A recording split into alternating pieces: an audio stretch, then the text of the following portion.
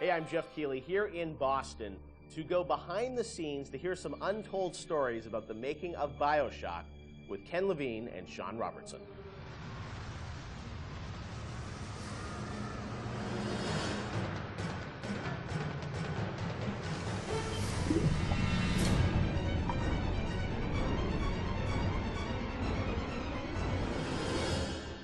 Let's talk a bit about the theme and setting of Bioshock, Rapture. I think a lot of people, when they played the game for the first time, Ken, they wondered, how did you even dream up this place? And I know you said publicly before that part of the reason you sort of, what led you to Rapture was this idea of fully simulating a place. Tell us about that sort of idea and the frustrations you had with other games where you sort of hit a bound. I think our philosophy was always to do what we were doing 100% rather than try to do something bigger and do it 50% or 40%. So one of the ideas of, and this sort of came from System Shock 2 as well, where you focus on an area that you can really bring to life and you kind of eliminate the questions of, well, why can't I go over the bridge to New Jersey? So we were able to really make a place, I think, that felt believable and real, even though in actuality it was really quite limited. But we just sort of dressed it with all these buildings outside that were all, basically glorified fakes. We let the story drive what we needed to show rather than some kind of like predetermined map which we set down, which is a little different than like System Shock 2, where we actually mapped a spaceship out deck by deck. Yeah. Because I don't know what the philosophy felt a little different there, because you want to feel like a real spaceship that was sort of stacked on top of each other. Rapture was free to sprawl across the ocean floor. Although you guys originally, Sean, were talking about doing this game on Bioshock 2 was going to be, spaceship came up, but again, we wanted a limited environment. We didn't necessarily want to do spaceship again. And our first actual exploration of this space was underwater, but ultimately ended up looking like a spaceship. It just happened to have a couple of seaweed fronds outside. And that started to push us towards what artistic statement that we wanted to make this look different, and what rules we were going to set for the world. How at every turn we were going to try to remind the player that they were in fact underwater and that this wasn't a spaceship. And how, like, underwater, we obviously know you did underwater, then sitting in the sky, like, where did you come with the idea of, like, doing this underwater? I think there was probably a conversation. It's like, well, what kind of places could be cut off from other places? Yeah. Like, well, spaceship, summer camp, any island notion, right? Something that's cut off from the rest of the world. Yeah. So you never felt like you should be able to go over that bridge to New Jersey. I don't want to apply some deep and meaningful conversation. I think it was one of those ideas that you just kind of say, and then everybody's, that sounds cool, let's try that. Let's go for it. And I think it lended itself to having very nice views out the window without having to build an insane amount of unique assets. Right. By today's standards, we still were a small team back then. And there's an expectation that because you're underwater, the view distances are going to be short, so you can really kind of fade out into the fog at a short distance and not have the expectation that, why can't I see forever? So there's a lot of limitations in a good way that we put on ourselves by being underwater, as opposed to, like, if you're on a cruise ship, then you'd expect to see across the water, and we'd have to deal with that. Same thing with an island. Or and a you have city outdoor in the sky. Yeah, exactly. Which was a lot more complicated, yeah. So you came up with the idea of, let's do this underwater, let's do this sort of isolated place. Then you had to answer the question of, why would someone build this? Is that sort of how it worked, sort of order of operations? You then had to come up with a story to explain? Yeah, I think we wanted a very believable reason why they'd be there. Right. And sort of the necessary isolation of the place sort of led to, well, what kind of person would want to do this? And I wasn't even particularly aware of the sort of political implications of what I was reading, but I've been reading, I read The Fountainhead. Right. By Ayn Rand, and I mostly thought it was an interesting story. Like, I didn't realize that people were sort of basing their sort of political lives around it, because I wasn't that tuned in to that stuff at that point. And so, but I love the dialogue and the kind of speechifying in it, because you can see a video game character speaking with that kind of a natural kind of thing to apply to this place. And so it just sort of all came together as a sort of a who is the guy who would do this? Well, that character. He was sort of this amalgamation of characters from Ayn Rand's books and Ayn Rand herself. This sort of idealistic person who says, well, the only way to do this is to separate from the rest of the world. And that led to Andrew Ryan. I am Andrew Ryan, and I'm here to ask you a question. Is a man not entitled to the sweat of his brow? No, says the man in Washington, it belongs to the poor. No, says the man in the Vatican, it belongs to God.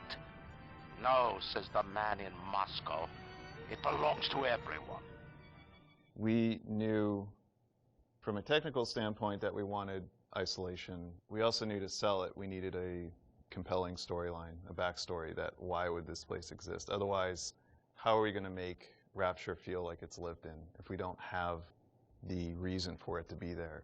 So once we decided on the underwater location and then the closed off spaces, that objectivist story kind of came in and made the art stronger and made the level design stronger because we could feed back into that loop. And I think that's why we had to have sort of Andrew Ryan's pitch right at the beginning of the game. We wanted people to understand why somebody would go there.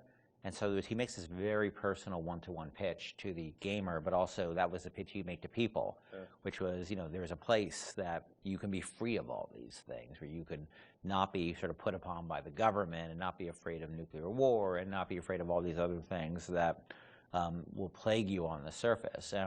We wanted that pitch to sort of resonate and make sense, because otherwise by the time you got there you'd be like, well, this place is just fantasy, nobody would ever come here. And that the beauty of the place was also tied into that. It had to be a very attractive proposition, or people who would believe that people would go leave their lives and go to the bottom of the ocean. I'm sure in some ways you had to convince the team and enroll them in your sort of vision of who this character was going to be and what the setting was going to be. How did that work, Sean? I mean, did Ken come in and say, hey, I've been reading these books, and I think we could sort of... I believe he just came in one day on a horse and said, and ran, everybody read The Fountainhead. Exactly. I bought 30 copies of it.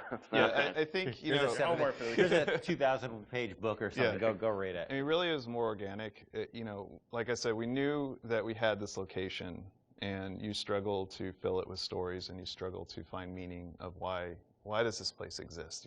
What's my motivation? And as Ken started to us about it, and we were having that conversation, and it's like, oh, this could totally work. Like, this is exciting. Like, this is something that really hasn't been done in a video game before. And if we had flipped it and come up with the idea first before the location, I don't think we would have really been that excited about it. But we had a location, and now we're trying to fill it with that story. And because of the order of operation there, you start to get excited, like, oh, I could totally make this work. This is going to really make it feel like a lived-in space. As you think of sort of the setting, and you think of maybe a character or something, was there a moment that you think back, it's like, oh, like right then and there, like I got excited when you attached the handwriting For me, stuff it was to it? going to Rockefeller Center and seeing the visual.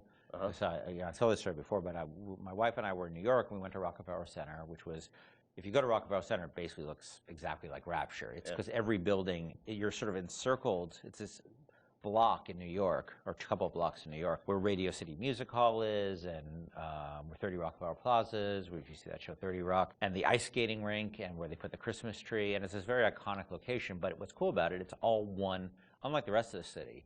Everywhere you look, it's one architectural style. It's Art Deco. And it's very iconic Art Deco. And my wife and I were there, and we were sort of working on the game, and we didn't have a visual style. And all of a sudden, I started looking around, and I said, oh, this could be a visual for the game. Also, the geometry of it was actually quite conducive to making a video game, because it wasn't overly complicated geometry. Art Deco is quite bold and simple. Bold and geometric, and simple. And so my wife and I bought a couple of tourist cameras before iPhone cameras, exactly. Throwaway cameras, Yeah, throwaway cameras, those little Kodak things, and we just started photographing doorknobs and light fixtures, and just sort of developed the photos. Remember that? Brought them in and said, come to the office, here's a stack of stuff, here's a Sean, stack of photos. take a look. I'll see you guys in a couple of years. Go make this. City where the artist would not fear the censor, where the scientist would not be bound by petty morality, where the great would not be constrained by the small. And with the sweat of your brow, Rapture can become your city as well. So you had kind of a theme, you came up with an art style, some of the iconic characters. and then you really had to build the narrative around it. And you've talked about a lot of the themes in the game, and greed, jealousy, sex, violence, all the things that sort of you wanted to, I'm sure, reflect some of those, right? Because I think people love the characters. It's sort of flawed in a way, and this is a world which is its own little microcosm, but had a lot of tension inside of it. Yeah, I mean, the character of Ryan was sort of, he's basically invisible through most of the game, right? Except for a very small portion. But he's very present because he exists, the city is him, right? It's such a representation of him. We never want to cut away to a cutscene where you saw Andrew Ryan, planning and scheming. We wanted him to be very present without actually being present. But once you had Ryan, once you had his desire to protect this vision of his, you just had to then come up with the characters who'd be arrayed in opposition to him. So we had this character, the Big Daddy, and then eventually the character of the Little Sister. And so characters like Tenenbaum came along, like, here's a person who's in opposition to him for this reason. And then you have, for more noble reasons. And then you have a character like Atlas, who's much more cynical opposition. Once we had all those characters arrayed, we're like, well, who are you? And, you ended up being a sort of, a pawn in the middle of all this opposition to Ryan. We just kept sort of homing in on that theme and making sure that you weren't, eventually figuring out that you couldn't just be here by an accident, that you're an integral part of this story, even though you don't know you're an integral part of this story. You think you're just there by happenstance. Look, Mr. Bubbles, it's an angel.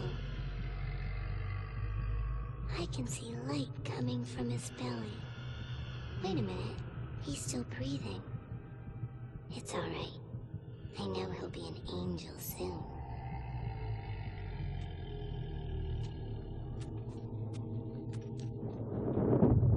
Bioshock was groundbreaking in many regards when it released in 2007, though fundamentally it shared many consistencies with Irrational's System Shock series. What elements of System Shock translated into Bioshock, and what was refined, altered, and innovated upon to create the world of Rapture? Let's take a look at the long road from System Shock to Bioshock.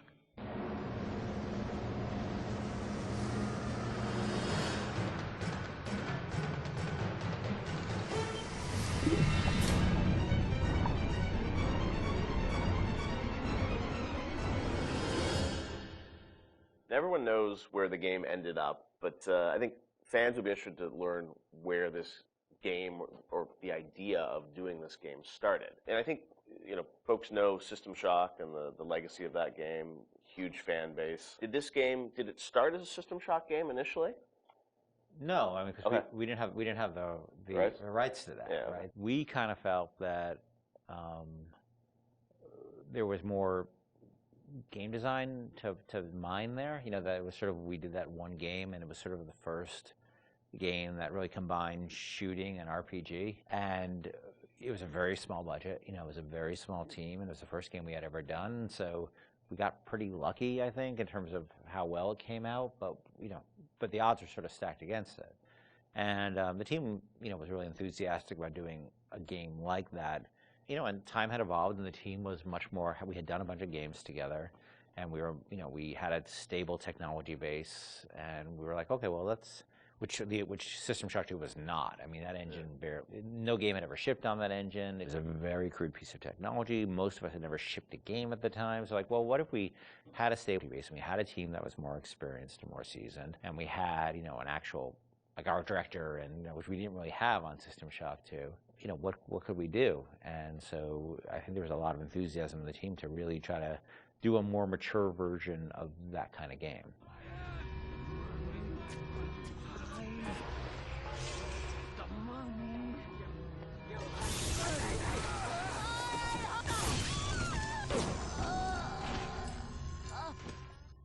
This is before we had sold the company to Take-Two, and we were actually something I was particularly keen on doing. The team was much more keen on doing a sort of a System Shock-ish game than I was, because... That's your pitching, right? Like System Shock 3 at one point, right? Well, I mean, there was an actual System Shock 3 that we were pitching back in the day when we were right after System Shock 2, but that never happened. Right, we couldn't get anybody interested, because System Shock 2 sold like 5 copies, right?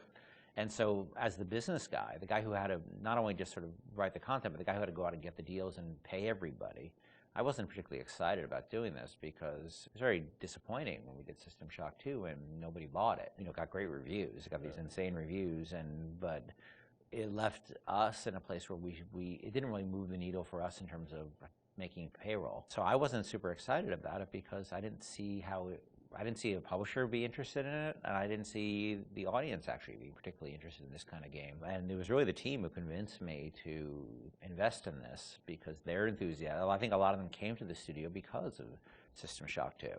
And so finally, they sort of battered me down, and it's good they did because I was not the first fan of doing this. And I know initially there was something called the Serene Dawn. Was that was a spaceship? Or what was that? No, that was the name of a cult, right? Cult. Yeah. That's right. Okay. That one's, I think, been lost to the. If I remember correctly, Serene Dawn was a cult. You were playing as a deprogrammer that was infiltrating the cult, and your name happened to be Carlos Coelho, who was one of our programmers at the time. It's named after him, yeah. Then there was a story notion that I always really found interesting, which was that you have these cults, and you have sometimes people who they're these sort of characters who are really live on the edge of the gray morality, which is these guys who come in and essentially kidnap people out of these cults or rescue them, depending on how you look at it. Because what it really is, from a functional standpoint, it's a kidnapping, right? You're coming to an adult and you're saying, you're hired by their parents or whoever. And this was in the story, it was like a senator whose daughter joined one of these religious movements called the Serene Dawn, you said? Yeah, the Serene Dawn. And I always thought that was a really interesting tension of this hero who's basically a kidnapper and taking a young woman against her will out of the place that she was in. Now, you could also make the other argument that, well, she was not really there by her will. But there's a really interesting conversation that goes on there. I think there was actually a Kate Winslet movie, a Harvey Keitel, Kate Winslet movie, which dealt with a similar theme.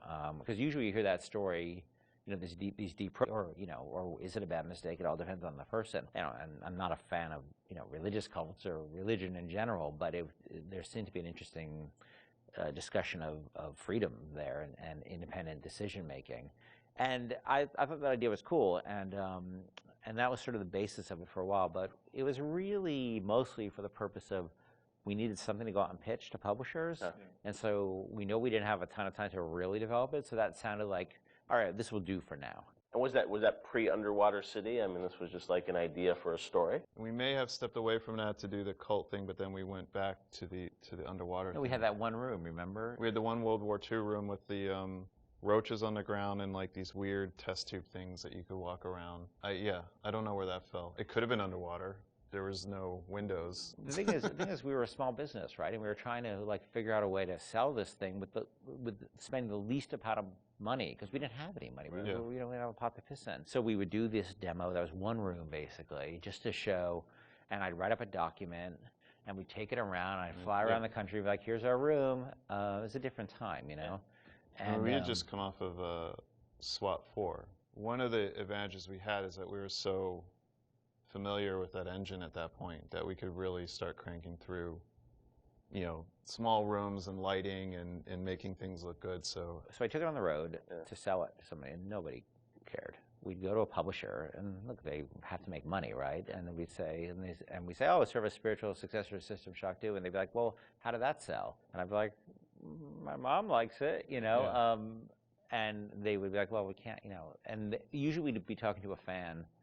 A lot of executives, like sort of junior executives, were fans of System Shock, and they'd go to their boss and they'd be super excited, and their boss would open up, their Excel spreadsheet and be like, no, we can't do this. And I think the pitch probably evolved as we kept trying different permutations trying to sell, but we were also out there trying to sell like 2 or 3 other things at the time. We had a pitch for a game called Monster Island, and well, our SWAT 5 pitch was Zombie SWAT. Yeah, we had just come off of SWAT 4, which is like hardcore tactical, and we decided they wanted us to do another SWAT, and we didn't really want to do another hardcore tactical game. So we're like, what if we added zombies to SWAT? Like, you're a SWAT team that fights zombies and werewolves. That sounds awesome. And it was like, no, it doesn't. And this is before. This is before zombies were a thing. Yeah. And so we came up with this thing called Division 9. Division 9, yeah. That probably would have been even a bigger financial success than Bioshock. Wow. But we couldn't get anybody interested in it. Universal Studios Monsters from like. Oh wow. Yeah. So what happened is we couldn't sell it, but we were always sort of independent-minded. And so I said, well, what if we sort of did this in reverse? Instead of getting a publisher first and then doing a press tour on it, what if we sort of did the press first? Yeah. And we called up a guy, Andrew Park, who was at GameSpot at the time, who was a fan of System Shock 2 and a great guy. And I said, well, will you come out and look at this thing we're doing and write a story on it? And he's like, sure. And Andrew flew out, and we showed him what we had, which is this very, very rudimentary thing about an underwater base. And he wrote up an article and sort of featured as that this is the spiritual successor to System Shock 2. And the next day, the phone started ringing from publishers who now all of a sudden saw the article was getting all this pickup and all these comments, and people were excited. And that really, I think, put it over the top in terms of being able to sell it, even though it was not Bioshock at that point. It was called Bioshock, but it was not Bioshock. There would have been I don't think there would have been a game. We never would have sold it without Andrew coming out doing that. My belly's full of angel's blood.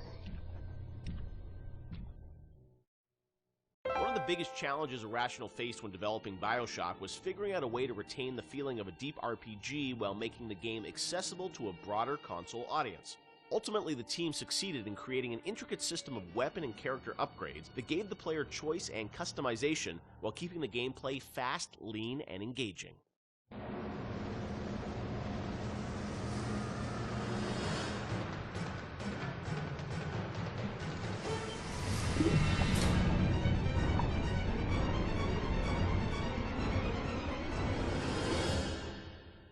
One of the hallmarks of Bioshock, to me at least, was that it really blended RPG and sort of first-person action game together in a way that, is sort of standard today, but a decade ago was really pretty revolutionary. And I know for the team, I think at some point it became clear that you wanted this to work on consoles, not on PC, right? Well, both, yeah. Yeah. But so the idea of, doing a console game and a PC game, and doing something that sort of felt like a shooter but had much more depth. And I know in some of the early design docs you talked about sort of creating an FPS plus versus an RPG light. What was the difference in your mind between those two? I think for us, is the big difference between System Shock and Bioshock ended up being that System Shock was more about your character growth and Bioshock was more about the environment. Because with System Shock assets or the visual power to sort of make a really convincing environment, but as we started working on Bioshock, the art team was so strong that the ability to tell a story within the environment became the most important thing about the game. And that was sort of not something we thought right at the beginning. That was not really a concept we had. But as we started building things, we could realize that the visual world was the star of this thing. The Rapture was really the star of this thing. And telling the story outside of cutscenes, telling it in the world, so the gamer could discover the story rather than us telling him the story, telling him or her the story. And it was still very much for the time, I think for the time, quite different than what you had seen in terms of there wasn't a lot of growth in shooters. So It was still, I think, for the time, very, very revolutionary. But I think System Shock 2 was even more ahead of its time in terms of that growth thing, because we defocused a little bit. Primarily, part of it was just figuring out how to do that all on a console controller was very tricky.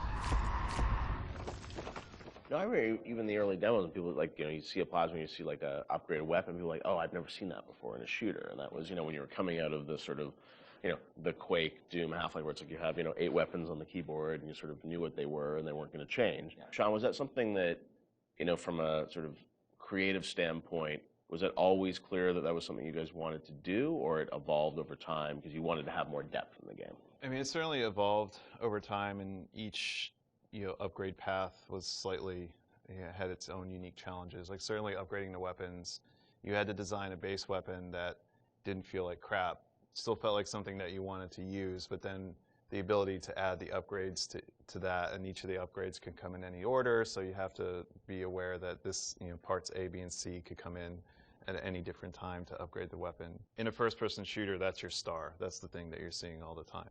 When it comes to other things, plasmids, things that are, Tonics. Tonics, yes, sorry. It's been a while. Come on, Sean. I know, it's 10 years. Those things were more offloaded to machines that you would then have to interact with, so you're not carrying the inventory around with you. But each of these decisions on how we're going to upgrade the player, Yeah, it wasn't like a mouse and keyboard. Okay, we can just use the mouse, and you have all these buttons at your disposal. You could arbitrarily point at a part of the screen really Yeah. easily, which you could do in System Shock too. Yeah, so we certainly, learned trial by fire when we were trying to adapt these things to the console at the time. Yeah, and like having different ammo types and stuff like that. Like we went through numerous iterations of the interface to make it. Like we had the first times we sort of put the interface, kept working on it and working on it and working on it, because you want to feel like second nature. But that was, we spent a lot of time on that.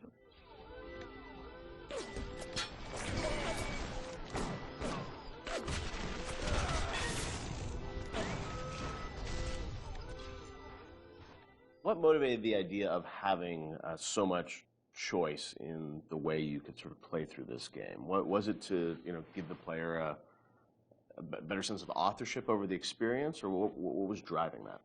I've always liked the idea of giving the player a lot of agency in terms of their play style and experimenting with the play style and trying different things and seeing what worked and didn't work and interacting with the environment. The notion that it's sort of a playground that you get to play around with and imprint your own desire on was great, because I think we were more skeptical about being able to do that with story at the time. In fact, so much to the point where that became almost like a joke. That becomes the meta joke of the game, of how little agency you have in your story. But agency in terms of how you play the experience and how you load out your weapons and how you interact with the environment, as compared to most shooters at the time, where basically like you can shoot them with the shotgun or shoot them with the the pistol. That was really important to us. So we spent a lot of time trying to make the world react in a way that you would expect and hope it to react when you tried something. Right. And some of those system or decisions we made about systems fed back into the narrative, like locking Adam behind Big Daddy and the little sister. Like you can't get Adam unless you deal with the Big Daddy, which then becomes a roving boss fight, which then becomes another system that I don't know if we planned that from the start or was one of those happy, serendipity, like, oh, this decision that we made about putting Adam behind the Big Daddy totally works because now we have a different type of boss fight that you hadn't really seen in other games. Actually, it was the other way, because what happened was originally there was no concept of Adam, and Big Daddy just had money and other treasure on them, like every other splicer. Yeah. And they were so tough, nobody would ever fight them, because why on earth would you go after that guy? Right, go off a bunch of small slicers and get the same amount, yeah. So we had to come up with a currency that was exclusive to them, because we knew that was where the fun was, right? But we also knew people were terrified of them, and we didn't want to fight them. Yeah. So video game development and system development is a lot like economics, right? In economics, you try to encourage certain behaviors through tax, usually through tax policy. Well, you want business growth, so you lower taxes on certain segments of the business economy, or you want to encourage, people to move into this area, so you make incentives to move in here. We had to make an incentive for players to fight the Big Daddy, and Adam became that incentive. And then once you had this Adam, then you had a new piece of narrative, which they could then incorporate back.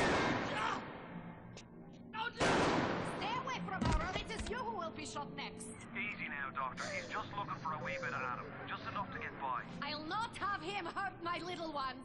Talk a bit about the plasmids and the vending machines and that sort of whole approach to, I guess, what is kind of a tech tree, but, and coming from PC games, used to strategy games and whatnot with very complicated ways of how you would upgrade things. I thought you guys did a really interesting approach to how you made it very accessible to a console audience. How did that evolve?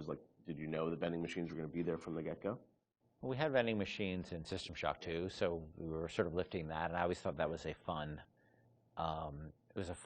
notion because it's a affordance that people already understand.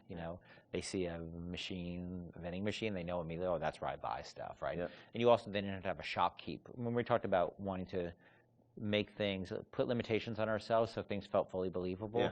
If we had a shopkeeper sitting there, you can't shoot him. He sits there, he doesn't say anything. Right. And all of a sudden he feels fake. Where a vending machine, the Circus of Values machine, can feel 100% authentic, despite the fact that it's selling like ammo and stuff like that, which is, But in an objectivist society where you don't have rules and regulations on that type of thing, it feeds back into the narrative. But you don't then break the fiction at all by having these characters who sort of don't really live and breathe in the world. So the vending machines became an important part of that. But we still want to give them character, and hence and so that clown image came from a piece of that image is actually from like a fruit container or something from like the 1940s. Okay. And so we had a book of like royalty-free images, and I saw that image, and I'm like, let's put that clown on, and we'll call it Circus of Values, and then We wrote some lines for it, decided he'd be this sort of asshole clown, and then we hired the best actor in the world to play that part. That was me. My biggest Avengers, I didn't cost anything. I didn't know you were really. I was a clown. I was a clown. I hear it in my head every day. My wife hates that voice. She hates that voice. You can give us a little of it right here. Welcome to the Circus of Values. She does not allow me to do that, so I'll do it outside of the house. Okay. But it allowed us to have something that felt very rich and very real, while being very limited at the same time. Feel your cravings at the Circus of Values. And also, you know, the plasmids and sort of the motif of sort of the videos and how you explain sort of what a plasmid was. That was a really fun way, I thought, to sort of explain that. Sean, how did you guys evolve? You know, we're developing all these systems, and you make the assumptions because you're dealing with them every day that the player who gets this game is going to understand what these systems are. And, you know, we always joke that you can't ship a developer with a game, or you can't expect somebody to have a README file for all of these things. Nobody's understanding what these plasmids are or how to use them. How do we present these to the audience in such a way that they're going to understand what it is fictionally and what it is functionally? Because Rob Waters did a lot of the animations on those, and we sit down and we, you know, write out like a little 30-second commercial of what this thing is. And again, because going back to the narrative, this is what would happen in Rapture. People are trying to sell these things, so they would come up with commercials to explain why you need this. Using that as your framework, you can then come up with all of these, you know, little gags that people will remember that have a little personality to them, but I think ultimately in the end weren't that expensive to create because they're cheap. I think that one of the most important things about it is we didn't want them to be long, and we didn't have a lot of budget for the art, so we had like a couple of frames of animation in them essentially. And so we had to figure out how do we message how this thing works in like that. And that's what marketing is, right? You know, it's how do you message how something works. And marketing and tutorializing are very similar things, right? You're trying to get a message across in a very brief period of time in a very snappy fashion.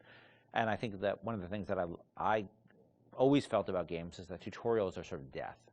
And because they're usually like, you know, you go into a scene and there's like a shooting range or something like that, and narratively they never really make sense either, and they're so boring. And so we always try to put a big burden on ourselves of how do we train people while not letting them know they're being trained, and brevity is really important to that. So we had a bunch of art constraints on that, which also led to a bunch of writing constraints, and so those things were like, I don't even know if they were 30 seconds. Yeah, they were like really short. Seconds. Yeah, like 15 seconds long. We had to explain a whole plasmid in that period of time, and I think that was a good exercise because it also made the game, it forced us to be concise and to really explain what this thing was like that. Throw objects at foes. You can even catch grenades and throw them back.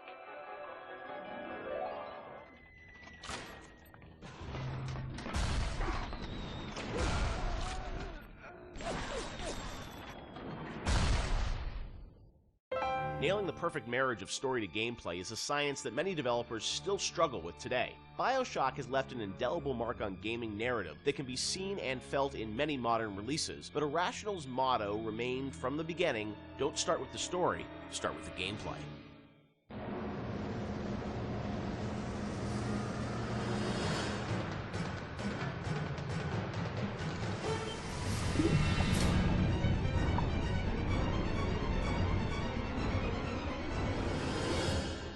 A lot of fans probably wonder about the process you go through in writing the story and the design for a game like Bioshock. You've talked about how, you know, it evolves over time and what eventually ships is very different than your initial vision. Do you guys write like a script or a design document for the game and that becomes sort of the Bible that everyone drives towards, or do you iterate much more? It's different for every game. Like System Shock 2, I went back to it recently. I wrote a design document, and like we started that project in September, and the design document I saw was dated like October or something. So like in a month, like I wrote the design document, and it didn't change.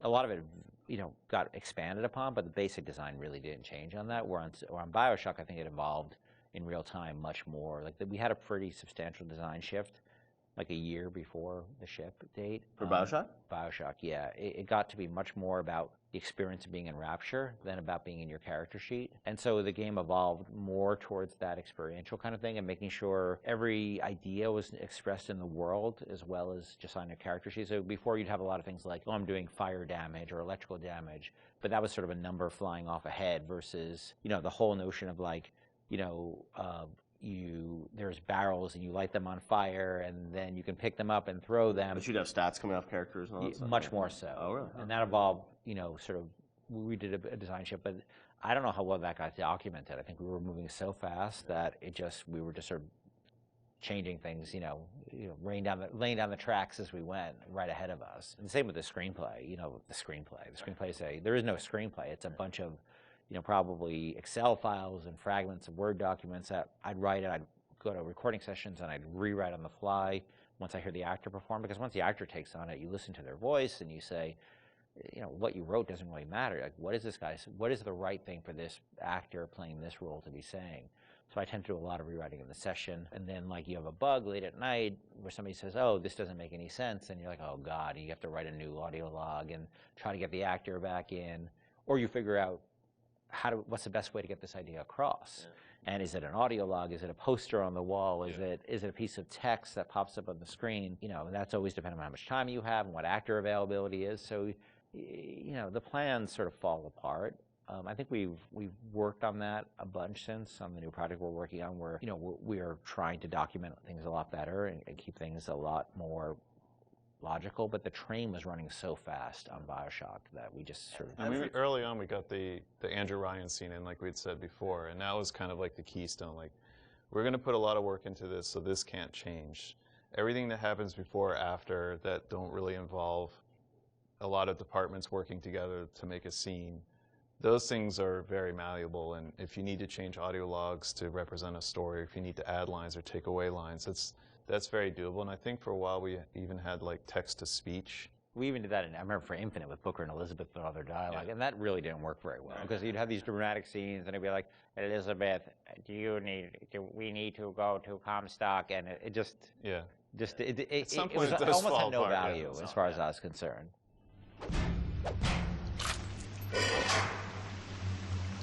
Atlas radioed on ahead.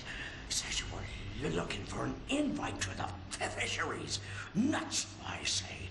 But if you heads up to the Wharf Master's office and find old Peach a research camera, maybe I could manage an invite.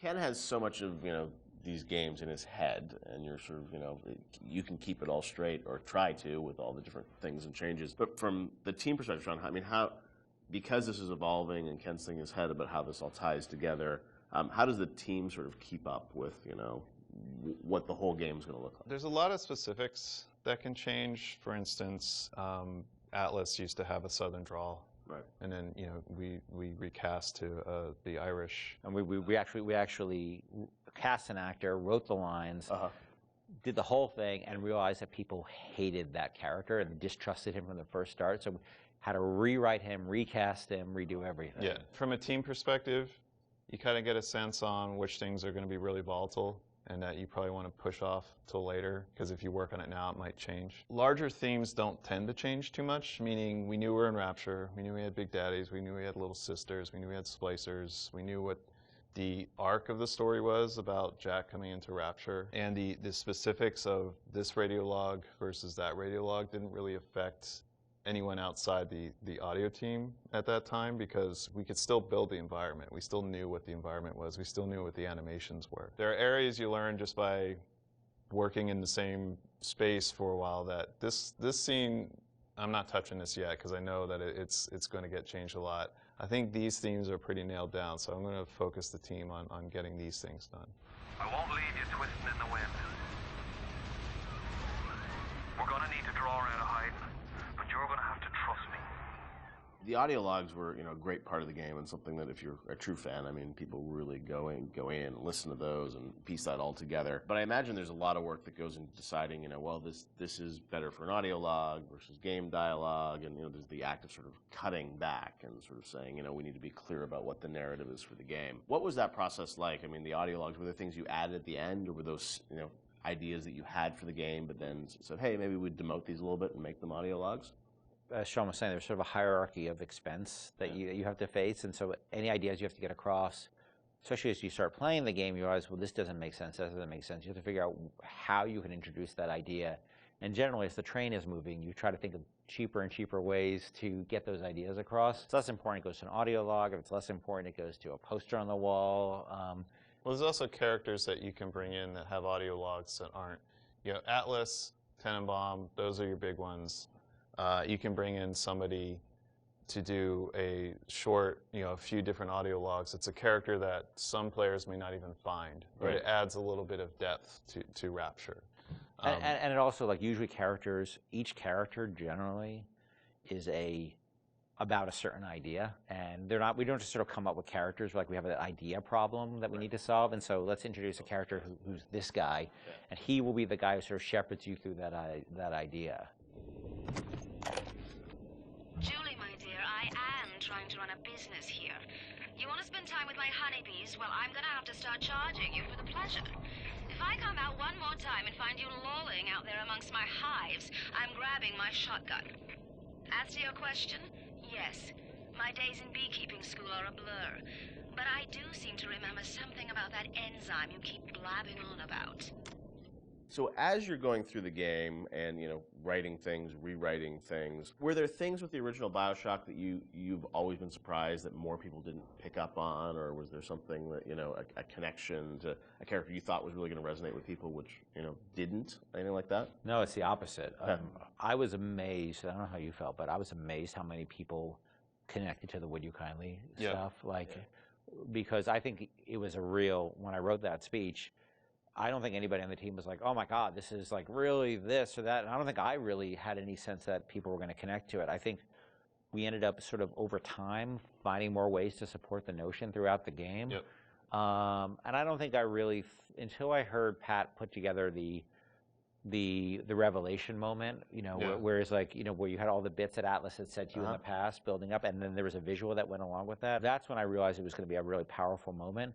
But even so, did I think people were really going to connect to it or really even understand it? Because it's pretty out there. And that it was meta commentary, too. I think that completely, I thought, oh, it's kind of meta, cool. But people connected to it in a much bigger way. Yeah, the choice and everything, and also just, being able to kind of roll back and think of all those other moments throughout the game. And so, a great revelation like that, they're few and far between in games where you sort of then you want to play it again, you're just like, oh, wow, really, that does all make sense, right? Yeah, I think as a team, we were definitely proud of what we had done. But up till that point, SWAT 4 was the biggest game that we worked on, and we had no expectation of that anybody would pick this up. Or even like Bioshock cosplay. I remember the first cosplay I saw with a guy in the Big Daddy suit, and his little daughter was in the kitchen cabinet. I think that was the first one I saw. I was like, what? Whoa, people know this stuff? That's insane. Yeah, people were building these outfits, and that only expanded with Infinite. I mean, that sort of went crazy with Infinite, with people cosplaying Elizabeth and Luteces and Booker. It meant a lot to people, and I don't think that's something we ever saw coming, and we're deeply grateful for it, because it's one thing to make a game and get good reviews and stuff like that. It's another thing to have things that people are having their weddings themed around it, and their tattoos and naming their children after characters. You can't plan for that, and I think the only way that could happen is if you just make something that you're deeply in love with and passionate about. I can say we were. It was something there's a lot of passion on the team about, but we didn't know people were going to take away what they did. Would you kindly? Would you kindly? Powerful phrase. Familiar phrase. Would you kindly? Would you kindly get this? Would you kindly find that? Would you kindly find it? Would you kindly find it? Would you kindly get this? Would you kindly head to Ryan's office and kill the son of a bitch? Part of the challenge with that, though, is when people love fiction so much and they dive into every word written in every audio log and try and connect all the fiction, make sure it all makes sense. Are there any things from that game that you sort of look back and it's like, oh wow, like we didn't explain this and we should have, or things that fans have misinterpreted over the years? There are things we think that we did that should have or shouldn't have been in the game. Like I was never a fan of having two endings, and I think that's where the publisher was asking you to sort of have a. That was the one thing that 2K, and they were very hands off. That was the one thing they insisted on, and it's not something I really thought was a good idea because they're still limited, even though they're multiple. They're still limited, and so that was something that we ended up doing. One of the endings was far better than the other one. I mean, there's no. It's clear that I was much more interested in the happier ending with the little sisters than I was with the nuclear submarine ending. I'm sure part of it was the idea that this game is, if you're making a choice throughout it, I'm sure when some people are like, oh well, then it has to be a payoff, right? Right. Except the game was really about lack There of was no choice. choice. Yeah, About right, not yeah, being yeah. a choice. So Exactly, that always struck me as a tension that was weird. But look, at the end of the day, they were putting up a lot of money, and so I can't really complain. They weren't dictatorial at all during the development. So that was the one thing. But that's a game that I wouldn't have put the boss battle in, the final boss battle. Like we seem to end up doing that over and over and over again. Every time we start a project, I'm like, I'm never going to do that again. We're never going to do that again, and we end up doing it. Right. We're not good at boss battles, and that you're fighting that guy, and look, this is the naked dude. It just doesn't work. Totally makes sense. But and it works really pretty well up till then, but then it doesn't. It just doesn't work. That boss battle's silly.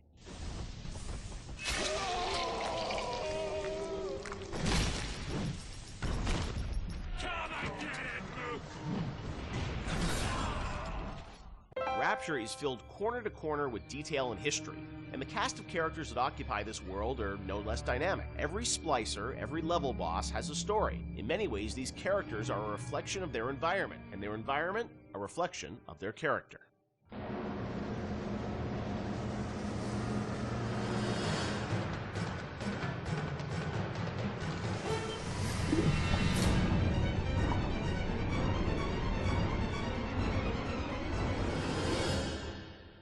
Let's talk about some of the characters in Bioshock. There's so many that fans love, and there are many Wikia pages about them. One thing that I think a lot of fans may not realize is you were telling stories with these characters, a decade ago. And technology today, as we saw in a game like Infinite, you can do amazing things with facial expressions and storytelling. Conveying that emotion that you did 10 years ago with limited technology was challenging. How hard was it back in the day to sort of, convey story in engine?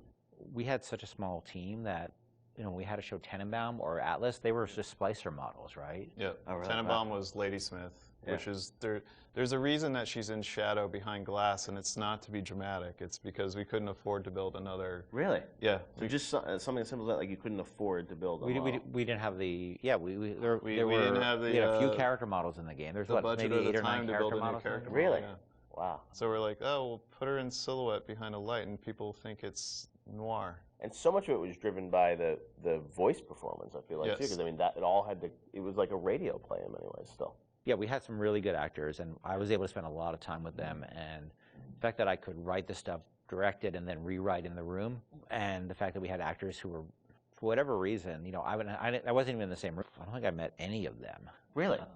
None of the actors in Bioshock you ever met in person when you were making the game? Maybe since, but at the time I hadn't met a single one of them. Except maybe a couple people like, I played the Circus of Hours thing. Nate Wells played the Jack on the plane. A couple of people in the studio. It was community theater, in terms of the tech and the sort of time we had for it. But the actors were, we had some exceptional actors. I will say, as doing animation on that game, that you can hide bad animation behind really good audio, and it makes the animation look better. We didn't have a tech animator. It was me. I'd never rigged characters before, and now I'm rigging characters, trying to figure out how, to get all of these characters out to the animation team. So we're very limited when it came to animation tools. Yeah, Since apologize to my animators. No, but you did the big. I mean, for your first game that you rigged the Big Daddy, which is it's not an easy character to rig. It was, we figured it out, but the tools that we had on Infinite were not the tools that we had on Bioshock. So we figured out what we could do and what we could do well, and tried to hide, kind of, put into the darkness the things that we knew we couldn't do very well. And having voice actors of that caliber that can bring those characters to life, you tend to fill in the blanks. So tell me, friend, which one of the bitches sent you? The KGB wolf or the CIA jackal? Here's the news. Rapture isn't some sunken ship for you to plunder. And Andrew Ryan isn't the giddy socialite who can be slapped around by government muscle. And you did get to revisit Rapture in the DLC for Infinite, and with today's technology or technology from a few years ago, I'm sure it was liberating for you guys in some ways to be able to use that tech to bring the environment and also characters to life. What was that experience like for you guys to go back and sort of revisit Rapture? It was liberating because we got to revisit it, but we also, I think when we started, thought we'd be able to go reuse some of the old assets, and they just didn't hold up anymore compared to the Infinite assets. So we basically had to rebuild, not just rebuild everything from scratch, we had to reimagine it from scratch because, you know, we had the ability to make it look grander and bigger, but still feel like exactly like Rapture. It was a different kind of, we're making a different kind of experience than Bioshock 1, so it was tricky to make it feel like it was the same kind of game, because it wasn't. You know, the first one was sort of an action game, the second one was really a stealth game. You know, the Barrel Sea Part 2 was really a stealth game, and you're really telling the story of Elizabeth throughout those things. Yeah. So it was a different lens, but it was also cool because it allowed me to make the whole story about Elizabeth, and to have her, it was really exciting for me to make her, you know, her heroism be something that set the events of Bioshock into motion, which eventually, you know, saves all the little sisters. That was really gratifying, a nice way to tie the whole thing up for me. And you probably didn't have that idea 10 years ago, right? You had to retrofit it all. I had no idea. He has a letter that he's addressed to himself that's 10 years old. Yeah. But, yeah. I don't know. I mean, for me, it was a nice way for me to say goodbye to Bioshock and Bioshock Infinite, because, you know, those two worlds together, you know, you don't realize, or I don't think the audience realizes how much time you spend with these characters trying to get them out and polished and into the world. And it was a good opportunity, I think, as a game developer to kind of have that little coda at the end where you're like, okay, I get to, now I'm ready to move on to the next thing. I've had a nice, you know, break. Like, let's seal this off, and now I'm on to the next thing. And it was like 12 years of our lives, too. Between the very beginning of it, and it was a long time. Well, I mean, so my daughter, who is 16 now, I did a lot of filming of her when she was 6 as a little sister. Oh, wow. And this was not mocap, I was just running around the office. And I'm like trying to be like, now trip over the thing and pretend you die. Or like, you know, like trying to like not like traumatize a 6-year-old. Yeah, pretend you're drinking something, and you know, and I never showed her the actual game until much later. But she, on BSI, I put her in a mocap suit and actually used her for the little sister in Paris that's running after the balloon. So that was kind of, for me, like a nice way to connect it all together. Were there any characters on the original game that you found hardest to write? I mean, you mentioned, like, you know, recasting Atlas, things like that, but was there a character that was the most challenging for you, Ken? Well, Atlas, because, you know, he was basically written completely twice. That was very, very tough, and I was very happy about the original character, and I thought I'd really done something great, and then we showed it to people, and they just hated it, and they didn't trust him, and if they didn't trust him, we were screwed. And so it was tough, because we, after having gone through all the recording, actually, I had to let the actor go. It's no fault of his own, right? It was on us. He had invested in it, tell him that it wasn't going to happen, and rewrite it from scratch. That was hard, and that was tough. And then after I finished it, I had a debate with somebody on the team who felt the accent was really, really phony. And we had an English person on the team, and he felt the accent was really phony. So at the last minute, we basically ended up doing a focus test in Ireland. Atlas was Irish, but he was from a different part of Ireland, so he was playing a different kind of Irish accent. Right. I don't think he was from Dublin, and Atlas sort of had a Dublin accent. And so at the last minute, I thought I was going to have to do it again. Oh, wow. And fortunately, the focus test came back, and people loved it. I don't know how you survived that plane crash, but I've never been one to question Providence. I'm Atlas, and I aim to keep you alive. And a lot of the villains in the game felt like they were, you know, very much tied to certain levels, and this was, you know, you were still in an environment of levels with Bioshock, right? It wasn't just a big open world. Did that all sort of get designed together? It's like, here's the best villain that's going to fit to this environment and this theme of, you know, this area? Some of them work better than others. I mean, I think obviously Steinman and especially Sandra Cohen really, I think, dominate in terms of the level boss. They are their levels. They are the levels, and some of the characters didn't hold up as well, I don't think, on the writing side. The fun thing about the characters at work, like Simon, where he had all those little displays with the scissors and the tech, you know, like that was stuff the art team came up with to support that character. And obviously Sandra Cohen, in that level, you know, I had this idea for this character, and, you know, as this artist, and taking Andrew Ryan's thinking to the extreme, you know, through a lens of art, was really fun.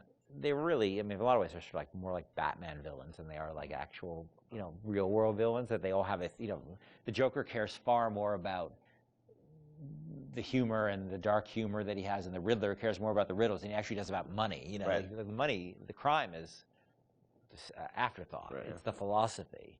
And so these characters have a lot in common with, and there's probably a lot of inspiration taken from sort of characters like the Joker in terms of a guy like any of the characters in Bioshock, because they were really driven by their ideology, but their ideology is a mask for their sense of selves, right? You know, this stuff is really, Cohen knows he's a hack, and he doesn't want to, you know, he can't admit that to himself, so he has to wrap himself in all this nonsense, because the last thing he could ever do is look in the mirror and say, I'm not much of an artist. No need to thank me for jamming the transmissions of those boors, Atlas and Ryan. Let them have their squabble. The artist, yes, the artist knows there is richer earth to till.